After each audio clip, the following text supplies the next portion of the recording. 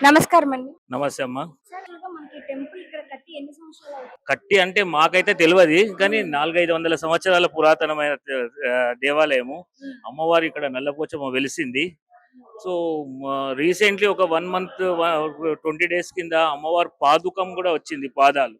హ్మ్. ప్రత్యక్షమైనయి. ఇట్లా బండారం వేసి నైట్ 11, 11:30 టైంలో అదయింది. ఆల్ ఛానల్స్ ఇట్లా అన్నీ చూయిస్తున్నారు. హ్మ్. సో, జనాలు గూడా వస్తుర్రు. వాళ్ళకి అన్ని సౌకర్యాలు మేము చేస్తున్నాం మా దేవాలయ తరపున. హ్మ్. సో, ఇవ్వాళొచ్చేసేసి స్పెషల్లీ అంటే ఇయాల మూలా నక్షత్రం అనమాట. అమ్మవారి దినం అనమాట. ఎవ్రీ మంత్ ఒకసారి వస్తది. హ్మ్. సో, ఇవాళ హోమం జరిగింది. దాదాపు ఒక 1000, 1200 మంది అన్నదాన కార్యక్రమం కూడా ఉంది. స్వాములు కూడా ఉన్నారు అందులో. హ్మ్. స్వాములకు ప్లస్ సివిలియన్స్‌కు అందరికి అన్నదాన కార్యక్రమం ఉన్నది. హ్మ్. సో, ఈ కార్యక్రమం సాయంత్రం వరకు నడుస్తూనే ఉంటుంటది. హ్మ్. జనాలు కూడా చాలా పెద్ద ఎత్తున ఎక్కడికెంచి ఇబ్రాహీంపట్నం అంటూ, మహబూబ్ నగర్ అంటూ, నల్గొండ అంటున్నారు. ఎక్కడెక్కడికెంచో జనాలు వస్తున్నారు. హ్మ్. అమ్మవారు పిలిపించుకుంటూ వస్తున్నారు హ్మ్. అన్నమాట. ఆ! అసలది అమ్మవారి పాదుకే అని చెప్పడానికి నిదర్శనం ఏముందసలు మన దగ్గర? జనరలీ అంటే మాకు వచ్చేసేసి ఇలా కెమెరాస్ కూడా ఉన్నాయి. ఆ కెమెరాస్ కొన్ని 2, 3 పని చేయలేదు ఇలా. హ్మ్. సో, ఇలా లాక్ వేసుకొని పోయిండ్రు అనమాట. స్వాములు ఈడ ఒక 14 మందికి స్వాములు ఈడ ఈడ వాళ్ళది అది ఉన్నది అనమాట ఆశ్రమం పైన. సో, వాళ్ళు వెళ్ళిపోయి తాళం వేసుకొని పోయిర్రు. వచ్చి సాయంత్రం పూజా కార్యక్రమం చేసుకొని 11:30 టైంలో వచ్చి ఇట్లా చూడంగానే వాళ్ళకు సడన్లీ కనిపించింది అనమాట. మేము మళ్ళీ కూడా మేము మా కెమెరాలు ఆపరేట్ చేద్దామంటే ఓ 3, 4 కెమెరాలు వస్తూనే లేవు అప్పుడు. సో, మా అది ఆళ్ళు చూసి భయపట్టి మళ్ళా బయటకి పోయిర్రనమాట. హ్మ్. మళ్ళా వాళ్ళు ఒక 13, 14 మెంబర్స్ ఒకటే జమై మళ్ళా లోపటికొచ్చిర్రు. మాకు ఫోన్ చేసి చెప్పడం జరిగింది వాళ్ళు. ఇక మేము వచ్చి చూడడం జరిగింది. ఇక మేము ఈడ జనరల్‌గా ఇక్కడ లాల్ దర్వాజా అమ్మవారు కూడా ఉన్నది కదా! రంగమ్మ సుశీలమ్మ ఉన్నది. అతను వచ్చి చెప్పింది ఇది అమ్మవారి పాదుకమే అంటని చెప్పేసింది. చాలా మంది వచ్చిర్రు. చాలా మంది ఎక్కడెక్కడికెంచో వచ్చిర్రనమాట. శివసత్తులు వచ్చిర్రు, వాళ్ళు వచ్చిర్రు, వీళ్ళు పెద్ద పెద్ద బ్రాహ్మణులు వచ్చి చెప్పిర్రు. ఇక దాని ప్రకారంగా మేము 22 జనవరి హ్మ్. ఆయిలా మేము ప్రతిష్ఠిస్తున్నామమ్మ హ్మ్. పాదుకలు. పాదుకలను ఆ రోజు ప్రతిష్ఠిస్తున్నారు. అంటే ప్రతిష్టన అంటే ఏ విధంగా చేయబోతున్నారసలు? యంత్ర ప్రతిష్ఠ ఉంటది. హ్మ్. స్వామివారు నిరుపక్ష హంపి పీఠాధిపతులు వస్తున్నారు ఆయన. దాని కార్యక్రమం కూడా ఉంటది. ఏది హోమ కార్యక్రమాలు ఉంటాయి, అవి ఉంటాయి, ఇవి ఉంటాయి. చాలా పెద్ద ఎత్తున ఉంటది. హ్మ్. మరి ప్రతిష్టాన ఇక్కడే జరుగుతారా? లేపోతే ఇంకెక్కడైనా జరిపే అవకాశం ఉందా? అమ్మవారి పాదుకం ఎక్కడైతే పడ్డదో అక్కడనే చేయడం జరుగుతుందమ్మా. హ్మ్. దాన్ని అన్ని చేయించినాం కూడా మేము. వెండి పాదుకలు చేయించినాము. హ్మ్. సో, స్వామివారు ఆ డేట్ మాకు ఫిక్స్ చేసిండు కాబట్టి మేము ఆ టైంలో మేము చేయడం జరుగుతుందమ్మా. మరి ఇంత ప్రత్యేకమైన ఉన్న పాదుక అటువంటిది ఇప్పుడు అంటే మొదటిసారిగా ఈ టెంపుల్‌లో పడ్డానికి అసలు ఏంటి ప్రత్యేకత అంటే ఏమనుకుంటారు? అమ్మవారు ఈడ ఉన్నదని ప్రతి ఒక్కరికి తెలుసమ్మా. హ్మ్. అంటే మేము ఇక్కడ మా ఇంటి పక్కకి ఇల్లు పక్కకే ఉంటది.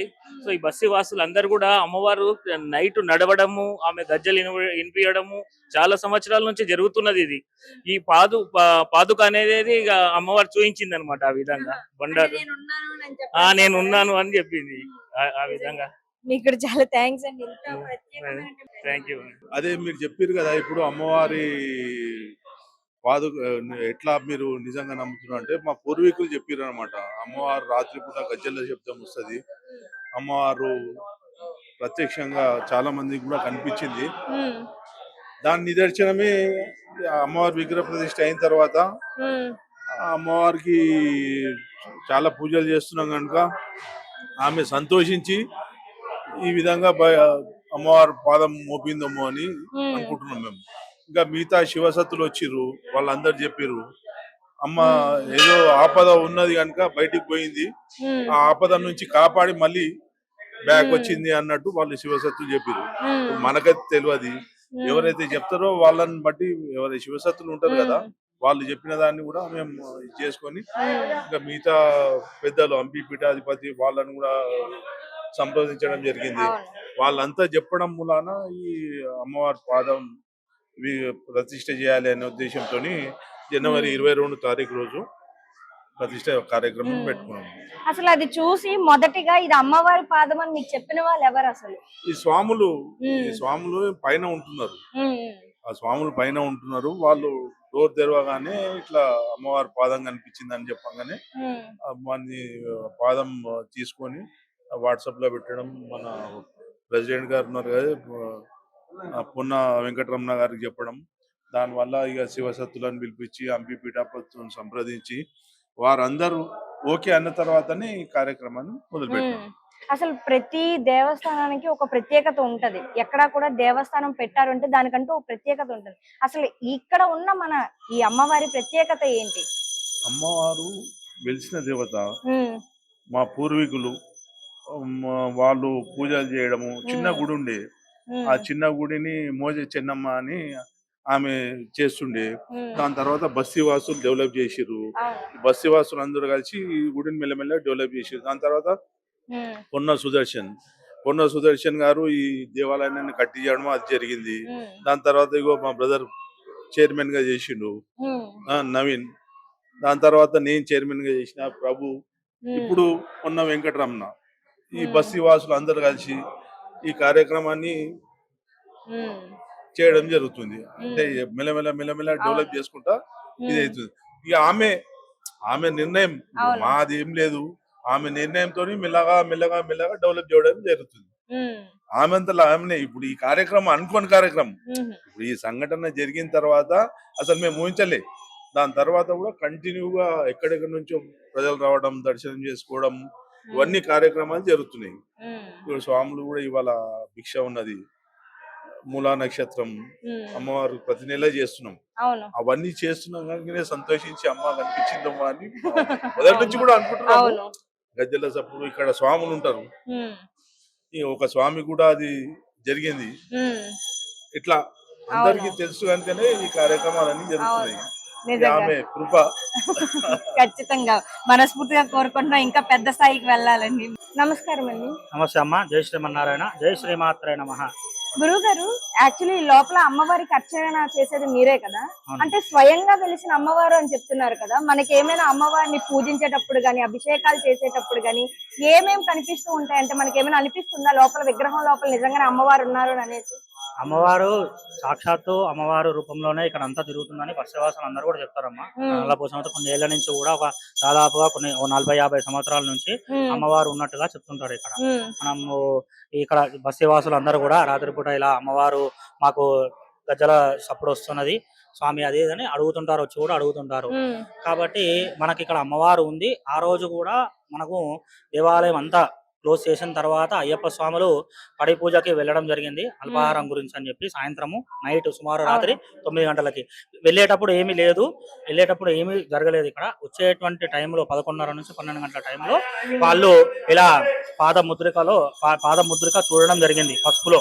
అమ్మవారికి ఇష్టమైనటువంటి పసుపులో పాదముద్రిక చూడడం అనేది జరిగింది. హ్మ్. చూడంగానే ఇమీడియట్ గా గురుస్వామి గారు చూశారు. చూసిన తర్వాత ఇలా అధ్యక్షుల వారికి చెప్పారు, ఇలా ఫోన్ చేసి అన్న ఇక్కడ ఇట్లా పాదం ఇట్లా కనిపిస్తుంది పసుపులో అని చెప్పడం జరిగింది. హ్మ్. తర్వాత ఇమీడియట్ పొద్దున నేను రాగానే కూడా నేను చూడడం జరిగింది.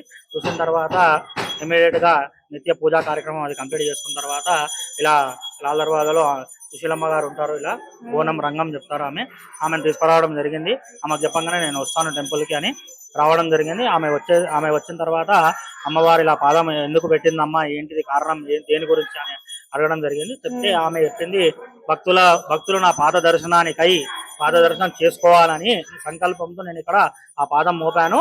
కాబట్టి భక్తులు అందరూ కూడా ఇక్కడికి వచ్చిన ఆ పాదము దర్శనం చేసుకోగలరు అని చెప్పడం జరిగింది. అదే విధంగా మనము ఆ యొక్క పాద ముద్రికని 41 అంటే మండలం రోజులు ఇక్కడ పెట్టేసి పూజ చేసి నిత్యం కూడా ధూపదీప నైవేద్యము అన్ని కూడా చేసి తర్వాత 41 రోజుల తదుపరి 22వ తేదీ రోజు జనవరి 22వ తేదీ రోజు మనము ప్రాణ ప్రతిష్ఠ కార్యక్రమం అనేది చేస్తున్నాం. అసలు మీరు ఎన్ని సంవత్సరాల నుంచి ఇక్కడ అర్చకులుగా పనిచేస్తున్నారు? నేను కొద్ది కాలమే అర్చన చేయబట్టి, కానీ ఈ దేవాలయం అనుసంధానం నాకు దాదాపు 10 సంవత్సరాలతో ఉంది. మా అన్నయ్య గారు నేను ఇద్దరం కలిసి చేస్తున్నాము. బోనాలు అండ్ దసరా అన్ని కూడా కార్యక్రమాలు అనేది మా చేతుల మీద జరుగుతాయి. నేను దాదాపుగా కొద్ది రోజులైనా కానీ అమ్మవారితోని బంధుత్వం అనేది ఉందమ్మా, అమ్మవారితోని అనుబంధం ఉంది. అందరూ చెప్పడం కాదు, అంటే గజ్జల సౌండ్ వింటాము అమ్మవారు ఉన్నట్టు మేము చూస్తామని అనడం కాదు. ఒక పూజారిగా మీరు లోపల గర్భగుడిలో ఉండే అమ్మవారికి మీరు ఎప్పుడు నిత్య పూజలు చేస్తూ ఉంటారు. మీరు ఎప్పుడు ఎక్స్పీరియన్స్ నాకు చాలా ఎక్స్పీరియన్స్ జరుగుతాయమ్మా. నాకు జరిగినటువంటి ఎక్స్పీరియన్స్ నేను బయట ఎవరితో షేర్ చేసుకోలేను. అధ్యక్షుల వారు వీళ్ళకి చెప్తుంటాను, అమ్మ ఇట్లా నేను చేసేటప్పుడు అర్చన చేసేటప్పుడు అమ్మవారి పూలు అనుకోకుండా కింద పడుతుంటాయి. అభిషేకం చేసేటప్పుడు నాకే చాలా సార్లు అమ్మవారు పవర్ఫుల్ గా ఇట్లా కనిపించడం జరిగింది నాకు కూడా. కాబట్టి విశేషమైన గ్రామ దేవత ఎల్లప్పుడు కూడా కూడా గ్రామ దేవత అందరినీ కూడా కాపాడడానికి గ్రామ దేవత ఉంటుంది. మనకి అమ్మవారి అభిషేకం చేసేటప్పుడు ఎన్నో రకాలుగా సంకల్పంతోని మనం ఈ రోజు కూడా ప్రతి నెల కూడా మనము మూలా నక్షత్రము మరియు అమావాస్య ఈ రోజు ప్రత్యేకమైన రోజు అమావాస్య వచ్చింది. మూలా నక్షత్రం చాలా అరుదుగా రావడం, కానీ మనం ప్రతి దేవాలయంలో ప్రతి మూలా నక్షత్రానికి అభిషేకము హోమ కార్యక్రమం అనేది చేస్తున్నాము. ఇప్పటి నుంచి కూడా ఈ పాదముద్రికతోని అమ్మవారు నేను అందరికి భక్తుల దర్శనానికై నేను పాదం మోపాను. ఇప్పుడు కూడా విశేషంగా ప్రతి నెల మూలా నక్షత్రం అనేది జరుగుతుంది. అలాగే ఈసారి కూడా బోనాలు అండ్ దసరా ఉత్సవాలు ఇంకా మహావైభవంగా ప్రతి సంవత్సరం వైభవంగా జరుగుతాయి. ఈ సంవత్సరం ఇంకా వైభవంగా అమ్మవారి పాద దర్శనం జరిగింది కాబట్టి ఈసారి ఇంకా వైభవంగా చేసుకుంటామమ్మా. ధన్యవాదాలు. నిజంగా జై శ్రీమన్నారాయణ, జై శ్రీమాత్రే అమ్మ. జై శ్రీరామ్ అండి. అమ్మ నల్లపోచమ్మ చాలా పవర్ఫుల్ అమ్మవారమ్మ. మా అమ్మ రామదేవత చాలా పవర్ఫుల్ అమ్మవారు, కోరికలు నెరవేర్చే అమ్మ. ఇక్కడంతా బస్సులో చిన్నప్పటి నుంచి మేము ఇక్కడ బస్సులో పుట్టి పెరిగినాము, ఇక్కడనే ఉన్నాము. చిన్నప్పటి నుంచి చూస్తుండే మేము గుడి ముంగడికి వెళ్ళాలంటే భయపడుతుండే అమ్మా. 7 o'clock అయిందంటే మొత్తం చుట్టూ తిరిగిపోతుండే, కానీ గుడి ముంగడికి వెళ్ళి పోవాలంటే మాకు భయం అవుతుంది. అంటే రాత్రిపూట అమ్మవారు తిరుగుతుంది అంటే భయం ఉంటది కదమ్మా. అంటే మా పూర్వీకులు గిట్ట చెప్పిరమ్మా, చాలా మంది అమ్మవారికి దర్శనం ఇచ్చింది ఇక్కడ బస్తీలో. ఇక్కడ యాప చెట్టు ఉంటుండే, యాప చెట్టు దగ్గర అమ్మవారు ఇట్లా వైట్ చీర కట్టుకొని ఇట్లా ఊగినట్టు కనిపించేదంట. ఇక్కడ పక్కకే ఇల్లు ఉంటుండే, వాళ్ళకి దర్శనం ఇచ్చిందంట. ఎంతో మందికి దర్శనం ఇచ్చిందమ్మా. ఇంతకు ముందు పాత పంతులు గిట్ట ఉంటుండే, పాత పంతులు అలంకరణ వేసి ఇట్లా వేస్తుంటే వెనకకెళ్ళి ఇట్లా శబాష్ అని కొడతారు కదా, అట్లా కొట్టినట్టు అనిపించిందంట. వెనకకి చూసే వరకు ఆ పంతులు 2 రోజులు గుడికి రాలేదు భయపడి. మళ్ళీ వచ్చి అమ్మ నేను ఏమన్నా ఇది చేసిన అంటే లే అమ్మవారు అనుగ్రహం నీకు ఉందన్నట్టు ఆయన ఇది చేశారు. కానీ చాలా పవర్ఫుల్ అమ్మవారు అమ్మ. మా అమ్మవారు ఏ కోరుకున్నా